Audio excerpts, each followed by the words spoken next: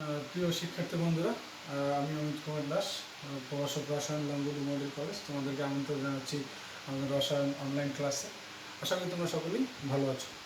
তো গত দিন আমরা গত ক্লাসটা তোমরা সবাই দেখেছো নিশ্চয়ই। গত ক্লাসে আমি আলোচনা করেছিলাম বয়েলের সূত্র নিয়ে।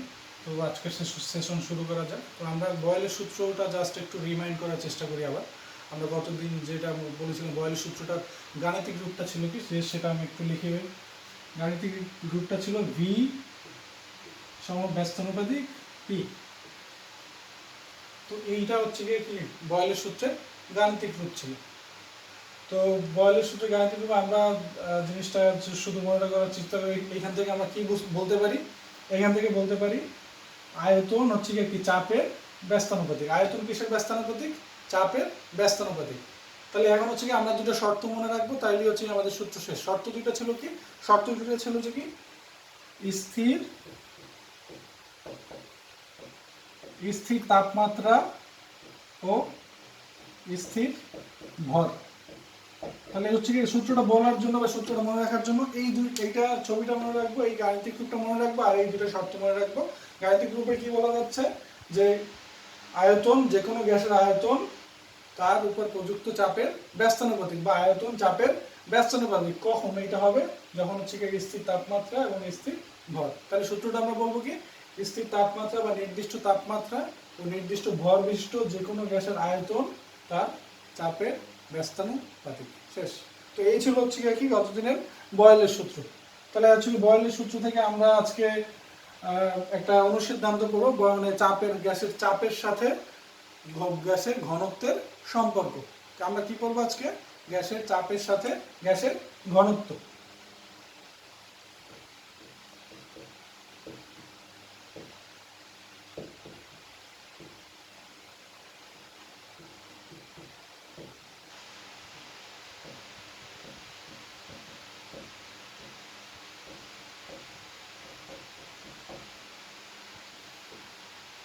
তো আমরা আজকে গ্যাসের চাপের সাথে গ্যাসের ঘনত্বের সম্পর্ক করব। এখন আমরা ঘনত্ব, তাহলে শুরু করা যাক। আমরা একটা নির্দিষ্ট তাপমাত্রায়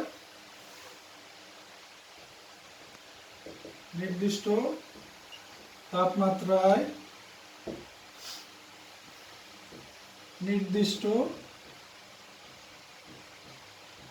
ভর এম বিশিষ্ট, নির্দিষ্ট তাপমাত্রায় নির্দিষ্ট ভর এম বিশিষ্ট একটি গ্যাসের আয়তন V1, চাপ P1 এবং এর ঘনত্ব B1। আবার ওই গ্যাসের পরিবর্তিত চাপ P2, আয়তন V2 ও ঘনত্ব D2 হলে ঘনত্ব D2। এখন কি আমরা বয়েলের সূত্র অনুসারে লিখতে পারি কি? বয়েলের সূত্র মতে আমরা জানি যে বয়েলের সূত্রের গাণিতিক রূপটা আমরা করেছিলাম কি P1 V1 সমান কি P2 V2। আমরা কি করেছিলাম? বয়েলের সূত্রের মধ্যে আমরা করেছিলাম P1 V1 = P2 V2। তাহলে আমরা এই সমীকরণ অনুযায়ী আমরা আবার এটা আমরা এক নং সমীকরণ দিলাম। তাহলে আমরা এটা লিখতে পারি কি? এখন কি আমরা জানি ঘনত্ব সমান কি ভর বাই আয়তন। ঘনত্ব সমান কি ভর বাই আয়তন। তাহলে প্রথম ক্ষেত্রে আমরা লিখব কি? প্রথম ক্ষেত্রে কি যখন চাপ P1, আয়তন V1 এবং কি ঘনত্ব D1, সেই ক্ষেত্রে আমরা লিখতে পারি কি ঘনত্ব D1 সমান কি গ্যাসের ভর কত ছিল? m। ভর কি যেহেতু বয়েলের সূত্র সেই ক্ষেত্রে হচ্ছে কি তাপমাত্রা নির্দিষ্ট, ভরও নির্দিষ্ট। তাহলে আমরা d1 ভর ছিল কত m, আয়তন ছিল কত v1, m/v1। আবার দ্বিতীয় ক্ষেত্রে ঘনত্ব d2 সমান সমান কি m/v2। তাহলে আমরা কি এই পর্যন্ত বুঝতে পারছি কিনা? তাহলে আমরা প্রথম থেকে আবার একটু বলি। নির্দিষ্ট তাপমাত্রা নির্দিষ্ট ভর বিশিষ্ট একটি গ্যাসের আয়তন ধরে নিলাম v1, চাপ T1 এবং কি এর ঘনত্ব হলো d1। এরপর হচ্ছে কি আবার ওই গ্যাসের যে পরিবর্তন মানে কি তাপমাত্রা এবং কি ভর নির্দিষ্ট রেখে শুধু কি আমরা চাপ, আয়তন এবং ঘনত্ব পরিবর্তন করব। পরিবর্তিত চাপ ধরলাম কি P2, আয়তন ধরলাম V2 আর ঘনত্ব ধরলাম কত D2। তাহলে এখন বয়েলের সূত্র অনুসারে মতে আমরা জানি কি যে কোনো গ্যাসের P1 V1 সমান সমান কি P2 V2। তাহলে হচ্ছে কি আবার আমরা জানি ঘনত্ব সমান সমান কি ভর বাই আয়তন।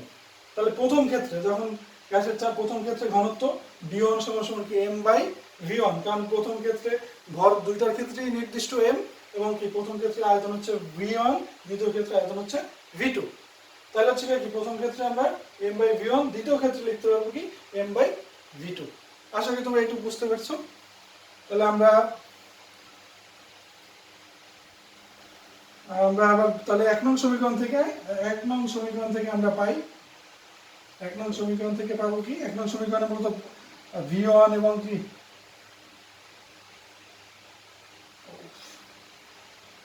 আসলে আরেকটা লাইন করতে হবে আমার। এখানে v1 সমান সমান কি m/d1, আবার কি v2 সমান সমান কি m/d2। তাহলে v1 সমান সমান কি m/d1, v2 সমান সমান কি m/d2। তাহলে আমরা হচ্ছে 1 নং সমীকরণে v1 ও v2 এর মান বসিয়ে পাই। 1 নং সমীকরণে আমরা v1 আর v2 এর মান বসাবো। p1 ইনটু m/d1, m/d1 সমান সমান কি p2 ইনটু v2 এর বড় পরিবর্তে লিখব কি m/d2। তাহলে আমরা ক্যালকুলেশন করলে আমরা আসবে কি p1/d1 সমান সমান কি p2/d2, কারণ কি m n আমরা উভয় পক্ষ থেকে কি বাদ দিতে পারি গাণিতিক ভাবে। তাহলে আমরা এটাকে লিখতে পারি কি p/d সমান সমান কি ধ্রুবক k।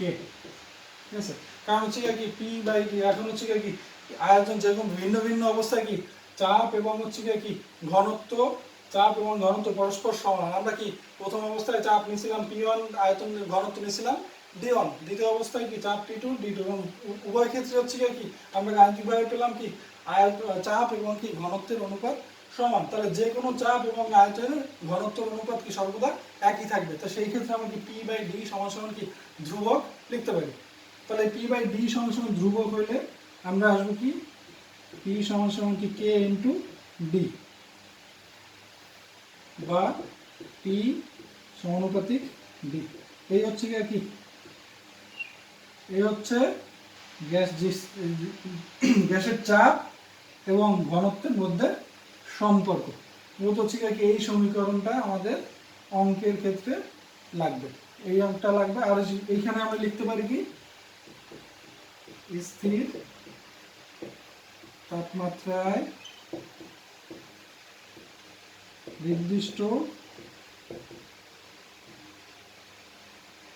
নির্দিষ্ট ভর বিশিষ্ট গ্যাসের চাপ ওই গ্যাসের ঘনত্বের সমানুপাতিক। তাহলে কি সম্পর্কটা কি স্থির তাপমাত্রায় নির্দিষ্ট ভর বিশিষ্ট যে কোনো গ্যাসের চাপ ওই গ্যাসের ঘনত্বের সমানুপাতিক, অর্থাৎ গ্যাসের চাপ এবং ঘনত্ব পরস্পরের সমানুপাতিক। মানে হচ্ছে কি চাপ বাড়লে ঘনত্ব বাড়বে, চাপ কমলে ঘনত্ব কমবে। আবার উল্টোভাবে বললে যদি ঘনত্ব বৃদ্ধি পায় সেই ক্ষেত্রে কি চাপও বৃদ্ধি পাবে, আবার যদি ঘনত্ব হ্রাস পায় চাপ হ্রাস পাবে। ঠিক আছে। তো আমরা এটা বুঝতে পারছি। তো আমাদের হচ্ছে কি এই সমীকরণটা প্রয়োজন হবে অঙ্কের জন্য। আর এই হচ্ছে কি আমাদের গ্যাসের ঘনত্বের সাথে গ্যাসের চাপের সম্পর্ক বয়েলের সূত্র অনুসারে। তো ওই বয়েলের সূত্র থেকে আমাদের হচ্ছে কি দুইটা সমীকরণ আমরা পেলাম, যেটা হচ্ছে কি আমাদের পরবর্তীতে অঙ্কে কাজে লাগবে। সমীকরণ দুইটা তোমরা লিখে নাও। সমীকরণ number 1 P1 V1 equals to কি P2 V2। সমীকরণ নাম্বার 2 P1 বাই V1 সমান সমান কি P2 বাই V2। এই দুইটা সমীকরণ হচ্ছে কি আমাদের গাণিতিক সমস্যা সমাধান করার জন্য প্রয়োজন হবে।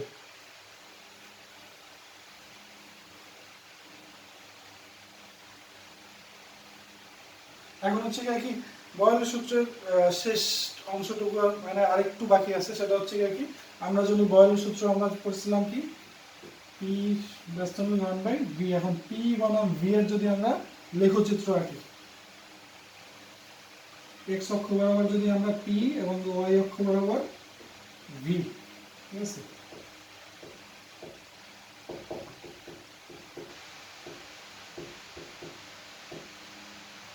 এক্স অক্ষ বরাবর পি এবং ওয়াই অক্ষ বরাবর কি আমরা ভি আয়তন বা যে কোনো গ্যাসের এক্স অক্ষ বরাবর গ্যাসের চাপ এবং ওয়াই অক্ষ বরাবর গ্যাসের আয়তন যদি আমরা বসাই, সেই ক্ষেত্রে হচ্ছে কি আমরা এই ধরনের লেখচিত্র পাবো।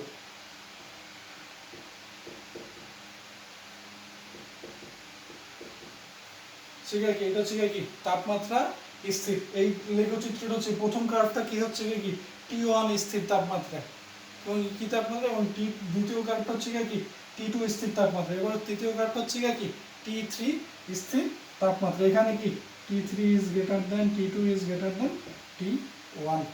তাহলে এই ক্ষেত্রে কি বলা যায়, মূলত হচ্ছে কি মূলত গ্যাসের চাপ বাড়ার সাথে সাথে কি আয়তন কমতেছে। তোমার হচ্ছে গ্যাসের চাপ যত বাড়তেছে বা আয়তন যত বেশি গ্যাসের চাপ তত কম। আমি যদি এখানে চিন্তা করি, এখানে যদি 8 মনে করি আর কি, আর এই বরাবর হচ্ছে কি যদি এরকম আর কি বিন্দুগুলো, প্রথম বিন্দুটা যদি এখানে হয় তো সেখানে এই বিন্দুটা মনে করো 2, ঠিক আছে। এইখানে হচ্ছে কি এইটা হচ্ছে কি 7, আর এইখানে হচ্ছে কি এই বরাবর আমি যদি নিচে আঁকি এটা 2.5। এখন যদি আমি এইখানে যদি ধরি কত 3, আর এইখানে ধরি 5, তাহলে এতে কি বোঝা যায়, এই হচ্ছে কি 8, অর্থাৎ আয়তন হচ্ছে কি 8, সেই ক্ষেত্রে চাপ কত পাইতেছি 2। বুঝতে পারছি না, আয়তন হচ্ছে কি 8, সেই ক্ষেত্রে আয়তন যত বেশি চাপ কমতেছে। আবার 7 যখন, তখন চাপ পাইতেছি কত 2.5, মানে আয়তন কমলো চাপ বৃদ্ধি পাইলো। আবার আসি যদি এইখানে যদি বিন্দুটা আমি চিন্তা করি, তাহলে সেই ক্ষেত্রে আমি কি হবে, সেই ক্ষেত্রে হবে আয়তন এখানে হইতেছে কত 3, আয়তন 3 হইলে চাপ পাইতেছি কত 5। তাহলে কি আয়তন যত কমতেছে চাপ তত বাড়তেছে। তাহলে আয়তন, সরি একটু ভুল লেখা, এটা ভি ব্যস্তনগতি 1/3। আচ্ছা, আয়তন যত বাড়তেছে চাপ তত কমতেছে। তো আয়তন যত এদিকে কমতেছে চাপ তত বাড়তেছে, তাহলে কি সূত্রের সাথে সঙ্গতিপূর্ণ। তাহলে আরেকটা লেখচিত্র হচ্ছে কি আমরা যদি এক্স অক্ষ বরাবর টি, ওয়াই অক্ষ বরাবর পি ভি বসাই, এটা হচ্ছে এক্স অক্ষ বরাবর পি এবং ওয়াই অক্ষ বরাবর কি পিভি এর মান বসাই, সেই ক্ষেত্রে আমরা কি পাবো, ভিন্ন ভিন্ন তাপমাত্রার ক্ষেত্রে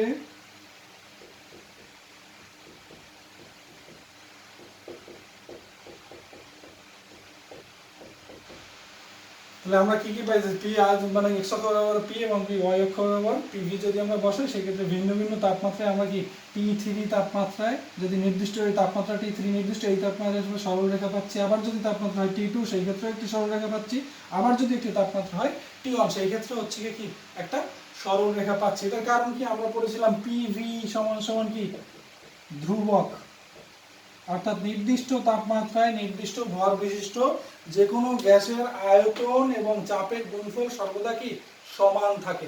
তাহলে সেই ক্ষেত্রে হচ্ছে কি আমি এখানে যতই চাপ পরিবর্তন করি না কেন, এখানে কত চাপ 2, পিভি এর মান 8, 7, 6, চাপ 3, পিভি এর মান সেই 8ই থাকতেছে, চাপ 4, পিভি এর মান সেই 8ই থাকতেছে। আমি হচ্ছে কি চাপ যতই চেঞ্জ করি না কেন আয়তন এবং কি চাপের গুণফলের মানে কোনো ধরনেরই পরিবর্তন আসতেছে না। নিচের গুলোর ক্ষেত্রেও সেই একই জিনিস।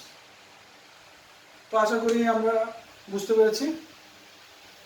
তাহলে হচ্ছে কি এটা শেষ, এইটা T1 T2 T3 এই রেখাগুলোকে বলা হয় কি isothermal curve. T1 T2 T3 এইগুলোকে বলা হয় কি আইসোথার্মাল কার্ভ বা সমষ্ণ রেখা, সমষ্ণ বা সমতাপীয় রেখা বা আইসোথার্মাল কার্ভ। কি বলা হয়? সমষ্ণ বা সমতাপীয় রেখা বা আইসোথার্মাল কার্ভ। তাহলে সমতাপীয় রেখা বলতে কি বুঝি? সমতাপীয় রেখা হচ্ছে কি বয়েলের সূত্র অনুসারে যদি আমরা লেখচিত্র অঙ্কন করি সেই ক্ষেত্রে যে রেখাগুলো পাওয়া যায় সেগুলোকে বলা হয় কি আইসোথার্মাল কার্ভ। তো আশা করি তোমরা বুঝতে পেরেছো।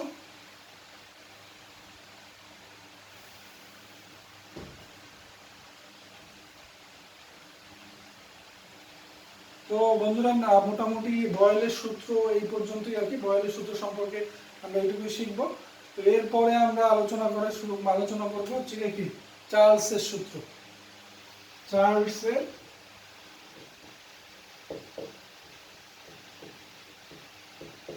চার্লসের সূত্র। বিজ্ঞানী চার্লস হচ্ছে এইটা মূলত হচ্ছে কি আয়তন এবং কি তাপমাত্রার মধ্যে সম্পর্ক। বিজ্ঞানী চার্লস হচ্ছে কি যে কোনো গ্যাসের আয়তন এবং তাপমাত্রার মধ্যে যে সম্পর্ক বা সূত্র প্রণয়ন করেন সেটি হচ্ছে কি চার্লসের সূত্র নামে পরিচিত। তো চার্লসের সূত্রটা হচ্ছে কি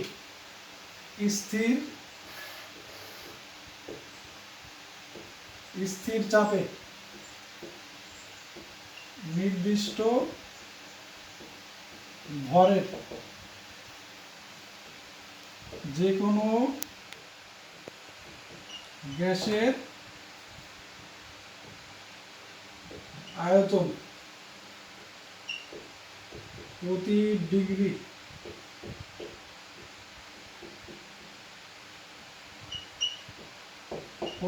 সেলসিয়াস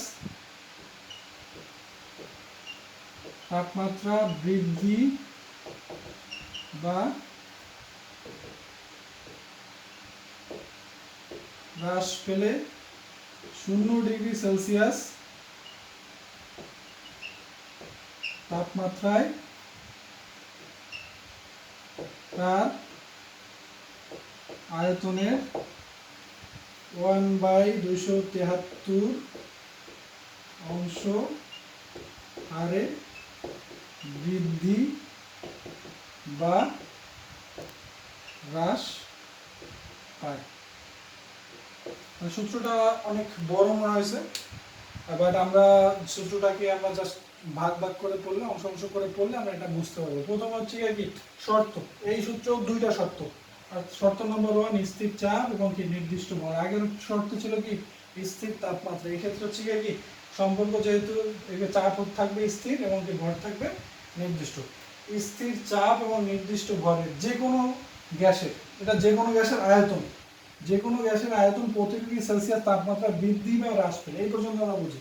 প্রতিটি তাপমাত্রা স্থির মানে চাপ স্থির এবং নির্দিষ্ট ভরের যে কোনো গ্যাসের আয়তন প্রতি ডিগ্রি সেলসিয়াস তাপমাত্রা বৃদ্ধি বা হ্রাস পেলে, অর্থাৎ হচ্ছে কি যদি যে কোনো গ্যাসের আয়তন আমরা কি প্রতি ডিগ্রি সেলসিয়াস তাপমাত্রা বৃদ্ধি বা যদি হ্রাস করি সেক্ষেত্রে ওই গ্যাসের হচ্ছে কি 0 ডিগ্রি সেন্টিগ্রেড তাপমাত্রায় তার আয়তনের 1/273 অংশ হারে বৃদ্ধি বা হ্রাস পায়। যদি হচ্ছে কি 0 ডিগ্রি সেন্টিগ্রেড মানে 1 ডিগ্রি যদি আমি তাপমাত্রা বৃদ্ধি করি সেই ক্ষেত্রে হচ্ছে কি তার আয়তন বৃদ্ধি পাবে কত?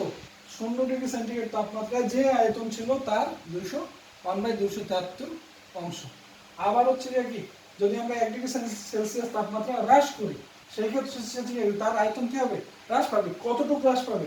0 ডিগ্রি সেন্টিগ্রেড তাপমাত্রা একটা তার আয়তন আছে, সেই আয়তনের 1/273 অংশ হারে হ্রাস পাবে। তাহলে আবার আমরা এটা বলি স্থির চাপে নির্দিষ্ট ভরে যে কোনো গ্যাসের আয়তন কি করব? আয়তনটা কি হবে? প্রতি ডিগ্রি সেলসিয়াস তাপমাত্রা বৃদ্ধি বা হ্রাস হলে কি হবে সেইটাই আমরা বলতে হবে। আয়তনটা কি প্রতি ডিগ্রি 1 ডিগ্রি যদি আমরা তাপমাত্রা বৃদ্ধি করি তাহলে কি হবে? 1 ডিগ্রি যদি বৃদ্ধি করে সেই ক্ষেত্রে হবে যে তার 0 ডিগ্রি সেন্টিগ্রেড তাপমাত্রা একটা নির্দিষ্ট আয়তন আছে, তো ওই আয়তনের 1/273 অংশ হারে যথাক্রমে বৃদ্ধি পাবে। আবার যদি 1 ডিগ্রি সেলসিয়াস তাপমাত্রা হ্রাস করি সেই ক্ষেত্রে হচ্ছে 0 ডিগ্রি সেলসিয়াস তাপমাত্রায় তার হ্রাস পাবে। 0 ডিগ্রি সেন্টিগ্রেড যে তাপমাত্রা থাকবে তার 1/273 অংশ হারে হ্রাস পাবে। তাহলে এই হচ্ছে কি টোটাল সূত্রটা। তাহলে এখন যদি আমরা এটার ব্যাখ্যা যদি করি, ধরি 0 ডিগ্রি সেলসিয়াস তাপমাত্রায় কোনো গ্যাসের আয়তন, 0 ডিগ্রি সেন্টিগ্রেড তাপমাত্রায় গ্যাসের আয়তন ধরলাম কত, V0। তাহলে হচ্ছে কি এখন 1 ডিগ্রি সেলসিয়াস তাপমাত্রা বৃদ্ধিতে তার আয়তন, এখন 1 ডিগ্রি সেলসিয়াস তাপমাত্রা যদি আমরা বৃদ্ধি করি তাহলে আয়তন কি হবে, আয়তন হচ্ছে কি বৃদ্ধি পাবে। আয়তন বৃদ্ধি পাবে, কতটুকু বৃদ্ধি পাবে, কতটুকু বলছি, তার 0 ডিগ্রি সেন্টিগ্রেড তাপমাত্রা যে আয়তন আছে তার 1/273। তাহলে 0 ডিগ্রি সেন্টিগ্রেড তাপমাত্রা আয়তন আছে V0 এর 1/273। তাহলে আমরা কি V0/273, তাহলে 1 ডিগ্রি যদি সেন্টিগ্রেড তাপমাত্রা বৃদ্ধি করি তার আয়তন বৃদ্ধি পাবে V0/273। তাহলে এখন হচ্ছে কি মোট আয়তন বৃদ্ধি কত পাইতেছে, 0 ডিগ্রি সেন্টিগ্রেড তাপমাত্রা একটা আয়তন ছিল, 1 ডিগ্রিতে নতুন আয়তন বাড়লো, তাহলে মোট আয়তন কত হইলো, তাহলে 1 ডিগ্রি সেলসিয়াস তাপমাত্রা বৃদ্ধিতে মোট আয়তন হবে কত, V0 আগের 0 ডিগ্রি সেন্টিগ্রেড যে তাপমাত্রা ছিল তার সাথে যোগ হবে এটা V0 প্লাস V0/273, বা লিখতে পারি কি V0 কমনলি লিখতে পারি 1 প্লাস 1/273। তাহলে এই হচ্ছে কি 1 ডিগ্রি সেন্টিগ্রেড তাপমাত্রা। এখন যদি সেম একইভাবে আমরা লিখি 2 ডিগ্রি সেন্টিগ্রেড তাপমাত্রায়, অনুরূপে 2 ডিগ্রি সেন্টিগ্রেড বা 2 ডিগ্রি সেলসিয়াস তাপমাত্রা বৃদ্ধি পেলে মোট আয়তন হবে কি V0 ইন্টু 1 প্লাস 1 এর জায়গায় কত 2 ভাগ হচ্ছে কত 273। তো বুঝতে পারছি এই পর্যন্ত। এরপর যদি আমি যে কোনো ডিগ্রির ক্ষেত্রে আমি T ডিগ্রি সেন্টিগ্রেড তাপমাত্রা বা T ডিগ্রি সেলসিয়াস তাপমাত্রা বৃদ্ধি পেলে মোট আয়তন হবে কত, V0 ইন্টু 1 প্লাস P/273। এই 1 এর জায়গায় আমরা কি T বসাই দিলাম। তাহলে এই হচ্ছে কি বৃদ্ধি। এখন যদি আমরা হ্রাস পেলে যদি হিসাব করি, এখন আমরা বৃদ্ধিটা বুঝলাম, তাহলে আমরা যদি হ্রাস পাওয়ার ক্ষেত্রে কি হবে, হ্রাস পাওয়ার ক্ষেত্রে কিছুই না, হ্রাস বৃদ্ধির ক্ষেত্রে সেই আয়তন প্লাস আসতেছে, এই যে যোগ হইতেছে V0 প্লাস এটা, তো হ্রাস পাওয়ার ক্ষেত্রে এটা কি বিয়োগ হবে, কারণ আগের আয়তন থেকে এটা কমলো। তাহলে হচ্ছে কি ফাইনালি আমরা যদি লিখতে পারি 1 ডিগ্রি সেন্টিগ্রেড তাপমাত্রা হ্রাস পেলে মোট আয়তন হবে কত, V0 ইন্টু 1 মাইনাস 1/273। ঠিক আছে, আমরা এইটা হচ্ছে কি V0 ইন্টু এটা 2 ডিগ্রির জন্য, তাহলে 2 ডিগ্রি সেন্টিগ্রেড তাপমাত্রা হ্রাস পেলে মোট আয়তন হবে কি V0 ইন্টু 1 মাইনাস 2/273। তাহলে যে T ডিগ্রি সেন্টিগ্রেড তাপমাত্রা হ্রাস পেলে আয়তন হবে কত, V0 ইন্টু 1 মাইনাস T/273। তাহলে আমরা বুঝতে পারছি চার্লসের সূত্র। যদি আমরা আবার বলি, সূত্রটা ছিল কি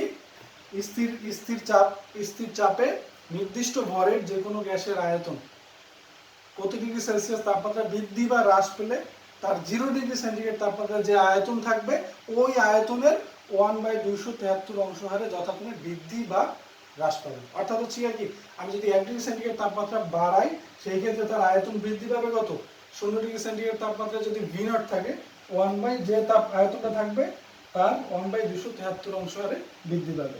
তাহলে এতটুকু বৃদ্ধি পাবে, তাহলে মোট বৃদ্ধি এইটা, তাহলে 2 ডিগ্রিতে এইটা, T ডিগ্রি বৃদ্ধিতে এইটা।